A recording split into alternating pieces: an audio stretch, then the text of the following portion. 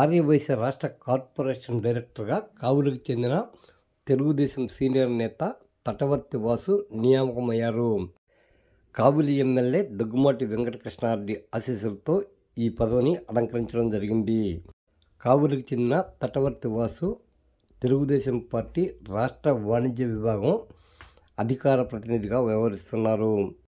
కావులి తెలుగుదేశంలో ఆర్యవైశ్యుల్లో సీనియర్గా ఉన్న తటవర్తి వాసు పార్టీ కార్యక్రమాల్లో చురుగ్గా పాల్గొనేవారు.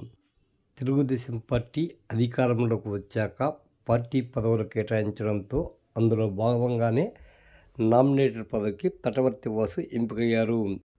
రాష్ట్ర ఆర్యవైశ్య కార్పొరేషన్ డైరెక్టర్గా తనను నియమించినందుకు రాష్ట్ర ముఖ్యమంత్రి నారా చంద్రబాబు నాయుడుకు, విద్యాశాఖ మంత్రి నారా లోకేష్కు కావులి ఎమ్మెల్యే దగ్గుమాటి వెంకటకృష్ణారెడ్డికి కృతజ్ఞతలు తెలపడం జరిగింది.